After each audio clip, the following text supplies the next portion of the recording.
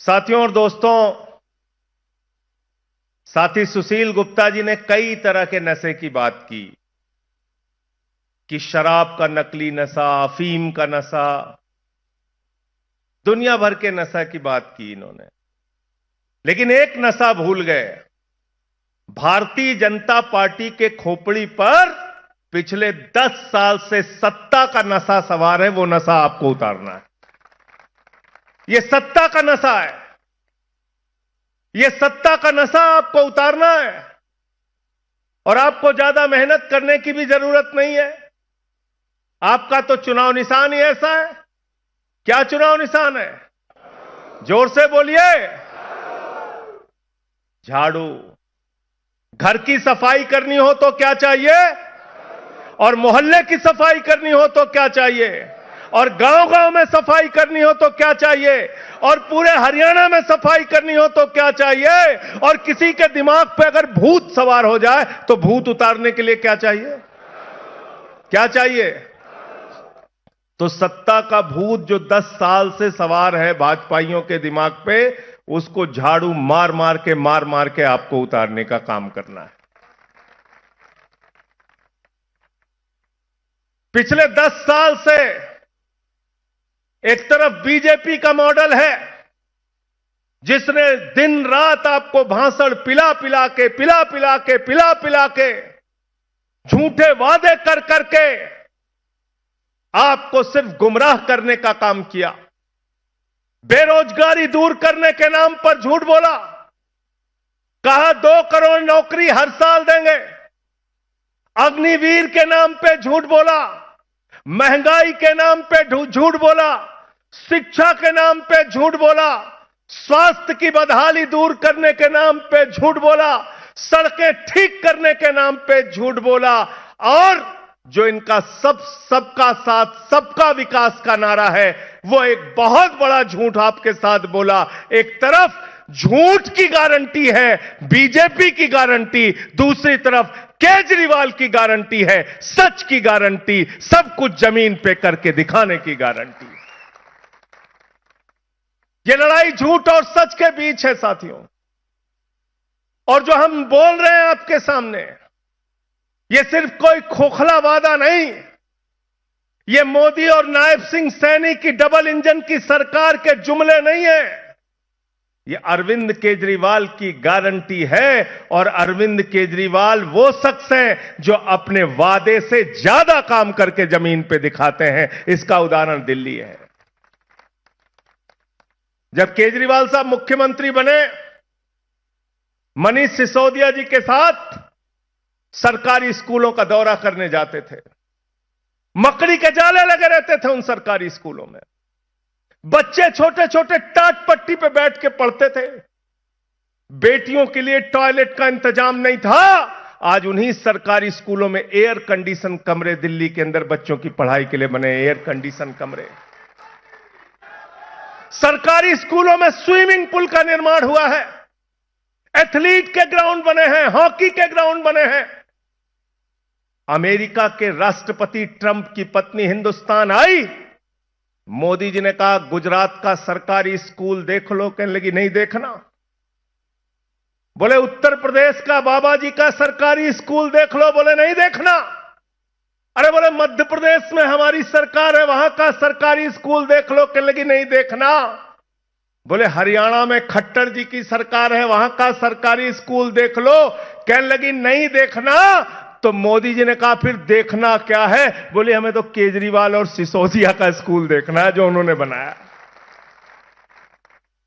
ऐसे सरकारी स्कूल बनाए कि अमेरिका वाला आता है तो हिंदुस्तान में केजरीवाल के द्वारा बनाए गए सरकारी स्कूलों को देखता है। पहले लोग कहते थे अमेरिका से सीखो, अमेरिका से सीखो, अमेरिका से सीखो। आज अमेरिका वाला कह रहा है केजरीवाल से सीखो, आम आदमी पार्टी से सीखो, इन टोपी वालों से सीखो। बिजली फ्री किसी ने सपने में नहीं सोचा था। आजादी के 75 सालों में बहुत सारी सरकारें आई और गईं। केजरीवाल साहब ने कहा गरीब के घर में रोशनी तो होनी चाहिए, लेकिन उस रोशनी की कोई कीमत नहीं होनी चाहिए। जीरो बिजली का बिल आता है, जीरो।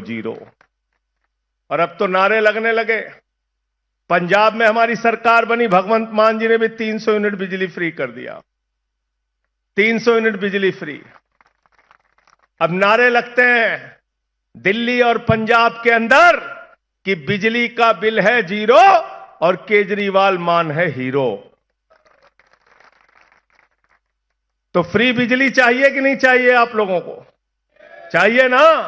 तो फिर आम आदमी पार्टी चाहिए, अरविंद केजरीवाल चाहिए। शिक्षा फ्री, बिजली फ्री, पानी फ्री। दिल्ली की सरकार ने कहा माताओं बहनों के लिए बस की यात्रा फ्री।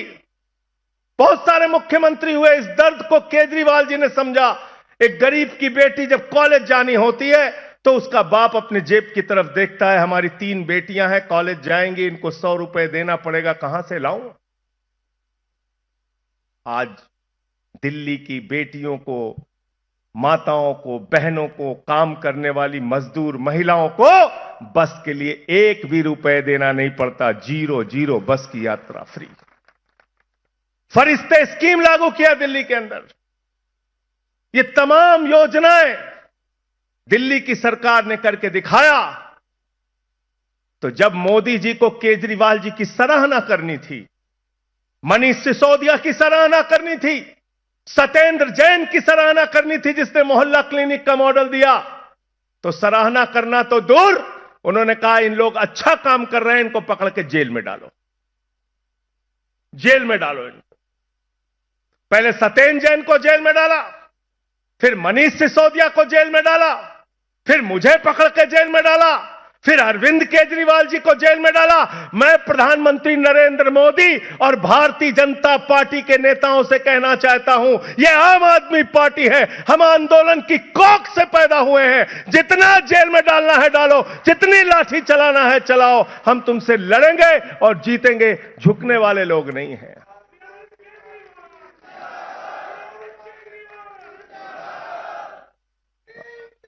आपने अरविंद केजरीवाल को जेल में डाल दिया। जिस मुख्यमंत्री ने श्रवण कुमार बन के बुजुर्गों की तीर्थ यात्रा कराने का काम किया, उनको आपने पकड़ के जेल में डाल दिया। इसलिए साथियों और दोस्तों, आपसे कहना चाहता हूं, सत्ता का नशा, सत्ता का भूत जो इनके दिमाग पर सवार है, उसको अपनी झाड़ू से उतारने का काम आपको करना है। संसद में इनसे लड़ाई लड़ रहे हैं, सड़क पे इनसे लड़ाई लड़ रहे हैं। बिल्कुल ठीक कहा सुशील गुप्ता जी ने, कोई काम नहीं इनके पास, जाति धर्म, जाति धर्म, जाति धर्म, सिर्फ हिंदू मुसलमान इसके नाम पे आपको लड़ाने का काम करते हैं, समाज को बांटने का काम करते हैं।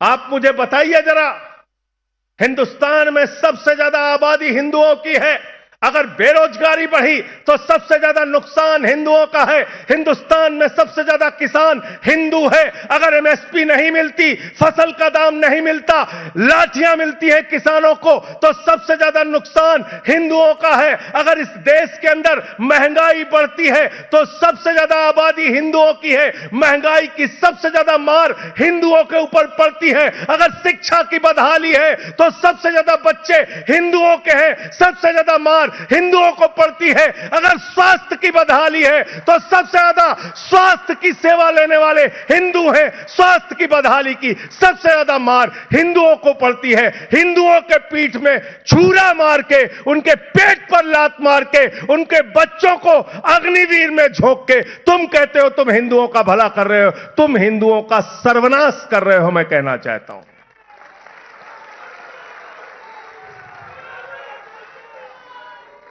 गलत तो नहीं कह रहा हूं, गलत तो नहीं कह रहा हूं, हिंदुओं का सर्वनाश कर रहे हैं ना। अग्निवीर योजना, तुमको तो 73 साल में तीसरी बार प्रधानमंत्री बनना है नरेंद्र मोदी जी, और हरियाणा के जवान को कहते हो 4 साल में रिटायर हो जाओ। तुम्हारा बच्चा जिसको बल्ला पकड़ना नहीं आता वो बीसीसीआई का सेक्रेटरी बनेगा, और हरियाणा का जवान जाके 4 साल की नौकरी करके फिर आके बेरोजगारी की मार झेलेगा। यह व्यवस्था हम बदलना चाहते हैं। हरियाणा वो प्रदेश है, पंजाब वो प्रदेश है जहां के गांव-गांव में जाइए तो आपको फख्र होगा, गांव के बाहर गेट बना होता है, उसमें किसी न किसी शहीद का नाम दर्ज होता है। यहां के बेटों ने अपने प्राणों की आहुति देकर भारत माता की रक्षा की है। यह अग्निवीर योजना भारत माता की सुरक्षा के साथ गद्दारी है, मैं कहना चाहता हूं। इसलिए मैं आप सबसे निवेदन करने आया हूं, विनती करने आया हूं। ये एक बड़ी लड़ाई है। इस बड़ी लड़ाई में अपने बेटे, अपने लाल, इसी हरियाणा की धरती से जिस शख्स ने निकलकर आईआईटी की पढ़ाई की, कमिश्नर थे इनकम टैक्स विभाग में, हमारी भाभी जी भी कमिश्नर थी, दोनों लोगों ने उस बड़ी नौकरी को लात मार के समाज की सेवा का संकल्प लिया। 3 बार मुख्यमंत्री हैं दिल्ली के अरविंद केजरीवाल जी। अब अपने इस लाल को अपने हाथों से गले लगाकर हरियाणा के अंदर आम आदमी पार्टी की सरकार बनाइए। हरियाणा के अंदर आम आदमी पार्टी की सरकार बनाइए और इन भाजपाइयों से सावधान हो जाइए। आपने साइकिल चोर सुना होगा, बाइक चोर सुना होगा, कार चोर सुना होगा। ये भाजपाई विधायक चोर हैं, सांसद चोर हैं। अरे ये तो पार्टी चोर है, पार्टी चोर। उद्धव ठाकरे की तीर कमान चुरा ली, शरद पवार की घड़ी चुरा ली। आप क्या वो जेजेपी वाले का चुनाव निशान क्या था भाई? चप्पल था, उसकी चप्पल चुरा ली है? चाबी चुरा ली। पहले चप्पल थी कह रहे हैं, फिर बाद में चाबी हो गई। चप्पल भी थी, चाबी चुरा ली। बताओ आप, जो इनके साथ मिलता है उसको खत्म कर देते हैं। ये जो आपकी पार्टी को खत्म करना चाहते हैं, आपके विधायक को खत्म करना चाहते हैं, आपके सांसद को खत्म करना चाहते हैं, आपकी राजनीति को खत्म करना चाहते हैं, हरियाणा के चप्पे चप्पे से इनका दाग मिटाने का काम आप सबको करना है।